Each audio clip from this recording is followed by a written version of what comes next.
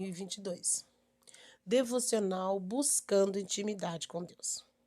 Olá, meus amigos, seguidores do Devocional, que nos acompanham no WhatsApp, no grupo da Estela Golden e no nosso canal. Lembrando que as ferramentas estão aí e devemos usá-la para falar do reino de Deus. O tema do devocional de hoje será: o que é a graça de Deus? E o mesmo quero dedicar a todas as pessoas que aceitaram a Cristo como o único e verdadeiro Salvador. E o nosso versículo-chave será: e acontecerá que todo aquele que invocar o nome do Senhor será salvo. Atos 2:21.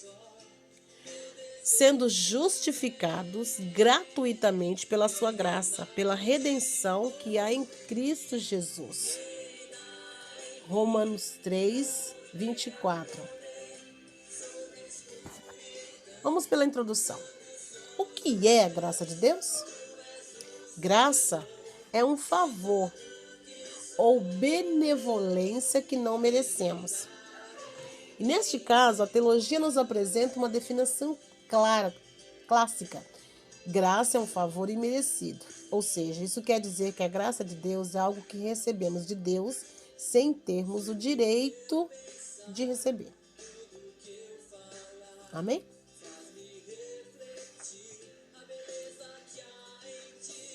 Quando tentamos falar e entender o que é graça, seu significado, automaticamente nos remetemos à salvação e a Bíblia nos levará a esse versículo.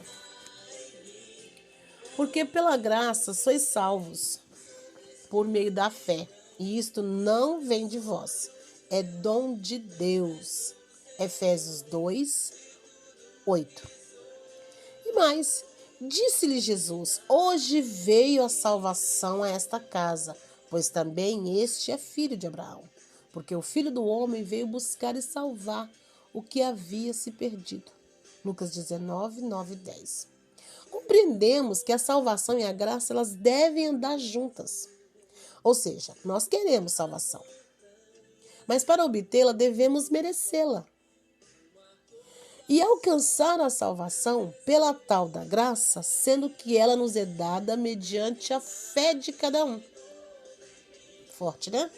Essa graça que salva, normalmente é chamada na teologia de graça salvadora, mas o favor de Deus para com os homens, na qual pode ser vista em outras instâncias e não somente nas questões de salvação. Entenda que a graça e a salvação são mútuas, sendo ainda opcional a uma escolha de cada um. Deus não força ninguém a querer a salvação. Essa vontade tem que partir de cada um, voluntariamente. A graça de Deus jamais é um cumprimento ou uma exigência, mas um querer. Amém? Significado de graça na Bíblia. No Antigo Testamento, se traduz no termo original grego a palavra em, que indica o favor não merecido de alguém que está numa posição superior. O termo hesed, usado em hebraico, significa benevolência, algo distribuído entre pessoas que se encontram em um relacionamento. No Novo Testamento, o termo mais usado para graça é charis, em grego. E sua aplicação enfatiza o sentido de favor, perdão, consideração. Vou por aqui. Consideração e gratidão. E por último, no hebraico, o termo hélios significa misericórdia, que traduzido é graça. Mas sem dúvida, nenhuma palavra é capaz de transmitir de uma forma completa o que de fato significa graça, na verdade. Então, graça nada mais é que Cristo sendo a luz do mundo. Graça e justiça. Falamos da definição de graça e de salvação. E de acordo ao seu significado, graça e salvação, elas são diferentes de justiça, pois as duas devem ser merecidas. E a justiça é essencialmente algo merecido.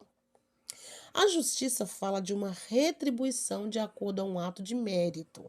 Em outras palavras, a justiça é merecida ou conquistada através de obras e condutas que foram observadas previamente por alguém, no caso aqui vista por Deus.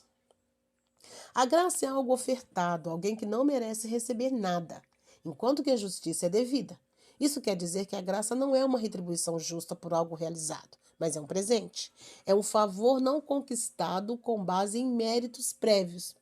Esse contraste nos ajuda a entender o contexto bíblico da graça de Deus nesse versículo-chave, que foi o nosso versículo lá em cima, Efésios 2:8. Porque pela graça sois salvos, por meio da fé. Isto não vem de vós, é um dom de Deus.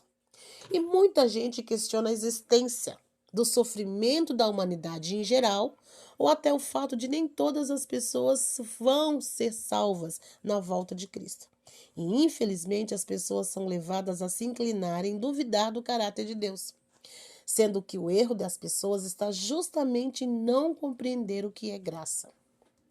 Essas pessoas pensam que Deus deve algo ao homem, mas na verdade é que Deus não está na posição em que seja obrigado a agir de forma favorável à humanidade. Se Deus derrama seu favor sobre a terra, isto é graça e não dívida. E o fato do homem merecer receber de Deus alguma coisa, isso é justiça. Aí tem um versículo aqui em Romanos que vai falar assim, ó: e se a nossa injustiça for por causa da justiça de Deus, que diremos? Porventura será Deus injusto, trazendo ira sobre nós? Amém? Romanos 3:5. Em contrapartida, sabemos que justiça recompensa um inocente e castiga um culpado.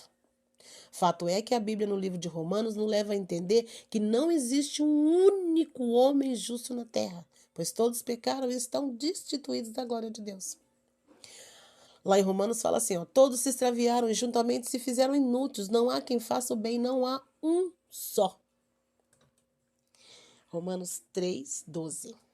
Diante de Deus, todos os homens são transgressores e merecem receber o peso da justiça divina. Mas engana-se aquele que acredita que a graça de Deus anula a justiça. O fato gracioso de Deus para conosco não significa que a sua justiça fique impune. E para entendermos essa questão, precisamos olhar para como é a graça de Deus e como ela é revelada em Cristo. Vamos destrinchando aqui. A graça de Deus revelada em Cristo. Soberanamente, Deus resolveu agir de uma forma favorável para com os homens que mereciam castigo, decidindo declarar inocente aqueles que mereciam ser condenados. Mas não fez isso apenas abolindo esse erro, pois se fosse assim não seria justo. O que aconteceu foi que o erro dessas pessoas culpadas foi colocado na conta de Cristo e quitada integralmente por ele. Mas a dívida é uma obra expiatória, pois cada um deve estar ciente de que Cristo é a graça e dele vem a graça e a salvação e a libertação quitada desse ato. Meio confuso, né? Digamos que vamos falar de salvação em termos econômicos. Aquele que aceitou a Cristo como único e verdadeiro Salvador entende que foi redimido por Cristo. Redenção diz respeito ao pagamento. Ser redimido significa basicamente ser comprado. Nos tempos antigos, esse termo às vezes era empregado para se referir à libertação de um escravo mediante um pagamento oferecido por um redentor. Essa era a nossa situação. Éramos escravos do pecado e não tínhamos como pagar a nossa dívida. Cristo veio ao mundo, resgatou a todos no geral, pecadores, escravos, insensíveis, sanguinários, e não merecíamos nada. Mas a graça assumiu o seu significado mais pleno e a salvação é um complemento de Deus para nós, ou seja, um dom gratuito que vem como resposta ao redimido e arrependido, e não devido às nossas boas obras ou em recompensa de algum mérito. Amém? A graça de Deus nos liberta da morte e nos livra do pecado. E ainda nos dá a condição de servos de Deus, assumindo a nossa fraqueza. Graça é tudo que eu preciso, mas não mereço. A graça não depende do esforço humano, pois Jesus tudo fez para nós quando morreu na cruz e perdoou os nossos pecados. E por outro lado, é maravilhoso perceber como Deus nos ama inefavelmente. Um favor não merecido da parte de Deus, que permite o homem existir e, por outro lado, abre caminho para um relacionamento com Ele. Tito vai dizer assim, porque a graça de Deus se há manifestado, trazendo salvação a todos os homens. Tito 2,11. A graça de Deus só pode ser encontrada no cristianismo genuíno. Em nenhum outro lugar existe a ideia de ser beneficiado por Deus sem fazer absolutamente nada. Se alguém buscar dogmas de qualquer outras religiões, encontrará sempre uma relação de mérito para conseguir bênçãos. No cristianismo, porém, a salvação é dada gratuitamente pela graça, ou seja, e não pelas obras para que ninguém se glorie. Efésios 2:9, parte B. O evangelho da graça justifica quem errou e condena o homem sem fé, mesmo que ele tenha boas obras. Graça comum. Quando Adão e Eva pecaram, tornaram-se réus da punição eterna e da separação de Deus, o que gerou consequência de pecado na humanidade. Do mesmo modo, hoje, quando os seres humanos pecam, eles se tornam sujeitos à ira de Deus e a uma punição eterna, pois o salário do pecado é a morte. Romanos 6:23. Isso significa que uma vez que as pessoas pecam, a justiça de Deus nada mais é que todas essas pessoas serão separadas de Deus e irão perder a possibilidade de experimentar a boa parte do Pai, indo para a condenação. Pois isso foi o que aconteceu com os anjos que se rebelaram e poderá acontecer conosco também. Porque se Deus não perdoou os anjos que pecaram, mas havendo-os lançado no inferno, os entregou às cadeias da escuridão, ficando reservado para o juízo. Segundo Pedro 2,4. Mas de fato, Adão e Eva não morreram imediatamente. Embora a sentença de morte começasse a ser aplicada na vida deles no dia em que pecaram. A execução plena da sentença da morte deles foi retardada por muitos anos. Assim acontece nos dias de hoje. Muitos pecam e erram hoje, mas não morrem imediatamente, não vão para o inferno, mas continuam a viver por muitos anos, desfrutando bênçãos incontáveis nessa vida. Mas, Stella, como Deus pode continuar a conferir bênçãos aos pecadores? Que merecem a morte, não somente aos que serão salvos? Mas também há milhões que não serão salvos, cujos pecados não serão perdoados. A resposta a essas perguntas é que Deus concede-lhes graça comum, podendo definir graça comum da seguinte forma: graça comum é a graça que Deus concede bênçãos inumeráveis às pessoas que não fazem parte da salvação. A palavra comum leva o significado de algo dado a todos os homens e não é restrita aos crentes ou aos eleitos somente. Não confunda tipo de graça, é um grave erro e pode prejudicar outras pessoas, principalmente se você for um ministro ou professor da Bíblia Sagrada. Mas, Estela, por que Deus concede graça comum a pessoas não merecedoras que não terão salvação? Quem melhor pode explicar isso é o livro de Pedro.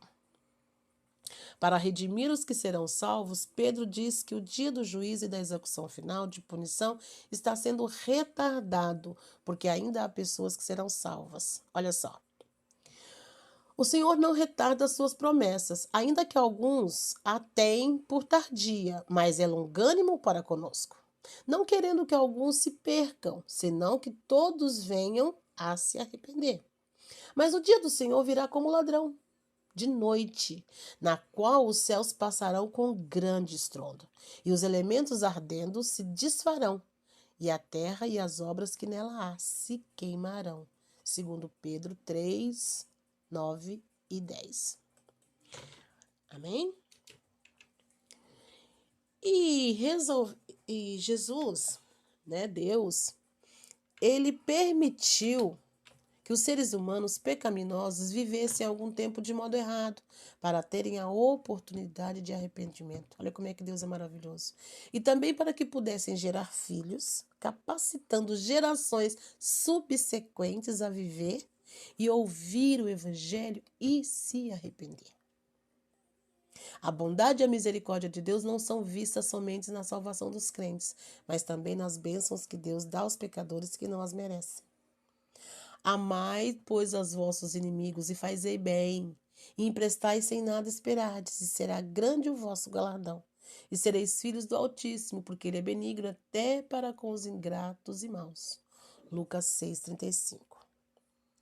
Não é injusto Deus retratar a execução da punição do pecado, dando bênçãos aos seres humanos, mesmo porque a punição não é esquecida, apenas retarda, e Deus mostra claramente que não tem prazer em executar o juízo final, mas ao contrário, ele se deleita na salvação de homens e mulheres. Dizei-lhes: vivo eu, diz o Senhor Deus, que não tenho prazer na morte do ímpio, mas em que o ímpio se converta do seu caminho e viva. Convertei-vos dos vossos maus caminhos. Ezequiel 33:11.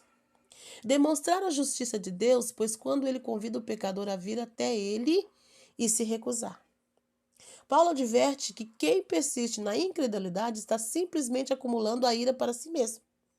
Mas segundo a tua dureza de teu coração impenitente, entesouras, palavras difíceis, irá para ti no dia da ira e da manifestação do juízo de Deus. Romanos 2,5.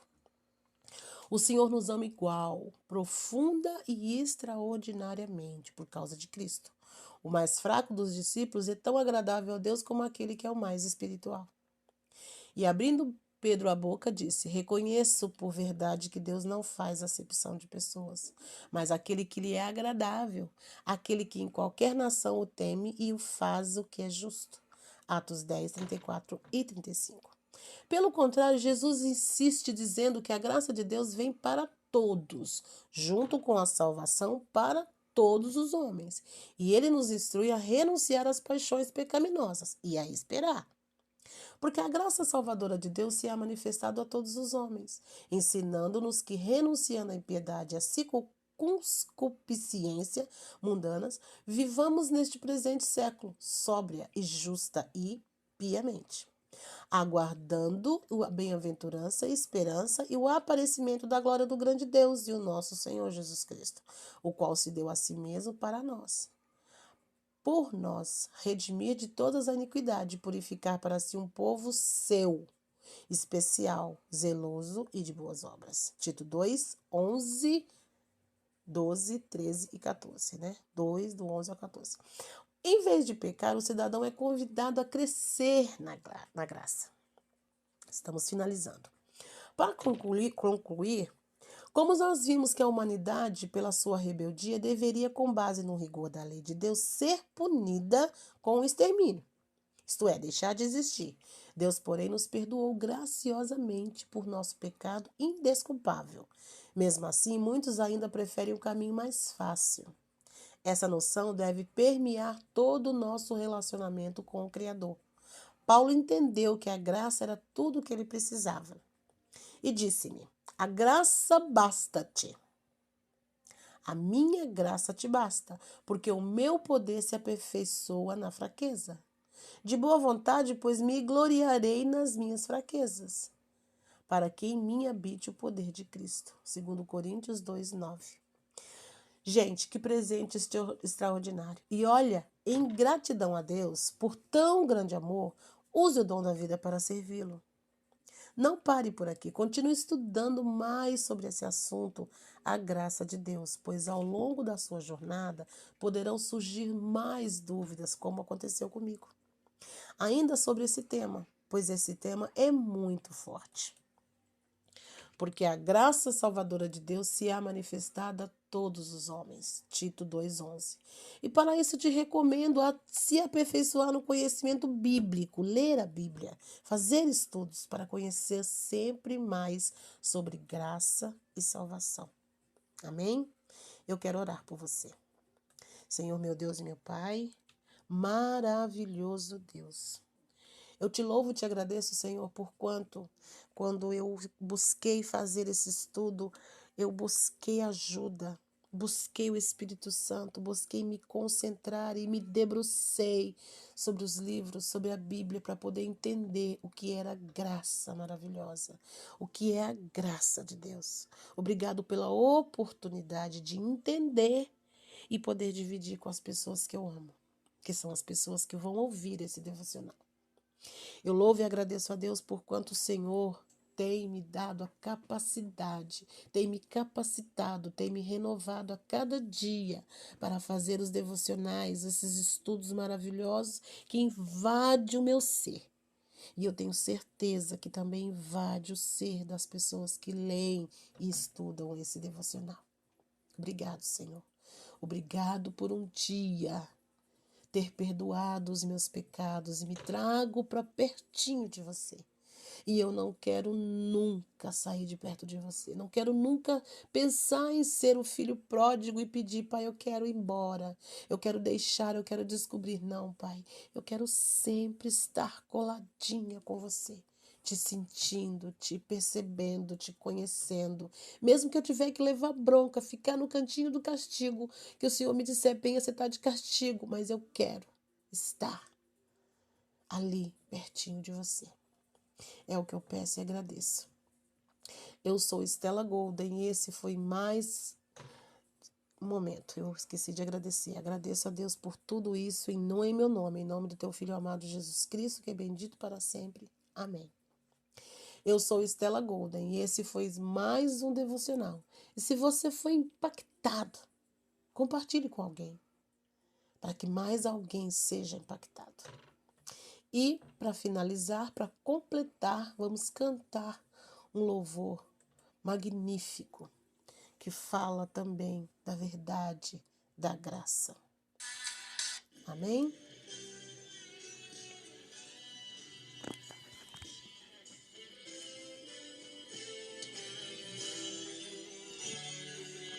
Antes da cruz estava condenado, eu carregava o peso do pecado. Até que Deus me concedeu a chance de ser regenerado. Antes da cruz estava separado, o véu ainda não tinha se rasgado. De um lado eu, do outro Deus, mas pela cruz fomos aproximados. Depois da cruz do Salvador, mudou-se a história de um pecador que era eu, longe de Deus, mas pela graça salvação concedeu. Depois da cruz do Salvador, os sonhos mortos de um sonhador que era eu, longe de Deus, mas pelo seu favor meus sonhos reviveu.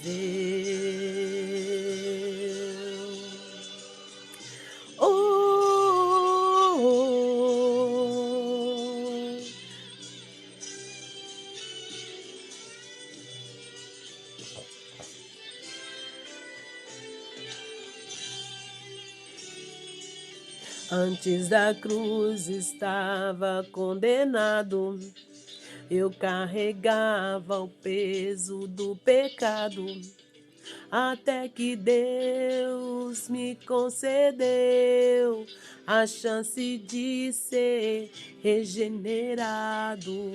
Antes da cruz estava separado, o véu ainda não tinha se rasgado. De um lado eu, do outro Deus, mas pela cruz fomos aproximados. Depois da cruz do Salvador, mudou-se a história de um pecador que era eu, longe de Deus, mas pela graça salvação concedeu depois da cruz do Salvador, os sonhos mortos de um sonhador que era eu, longe de Deus, mas pelo seu favor meus sonhos reviveu. Quando ele morreu, eu também morri. Quando ele reviveu, eu também revivi. Oh, oh, oh, oh. Quando ele venceu, eu também venci. Ele subiu aos céus, eu também vou subir. Eu vou, eu vou, eu vou subir. Depois da cruz do Salvador, mudou-se a história de um pecador que era eu, longe de Deus, mas pela graça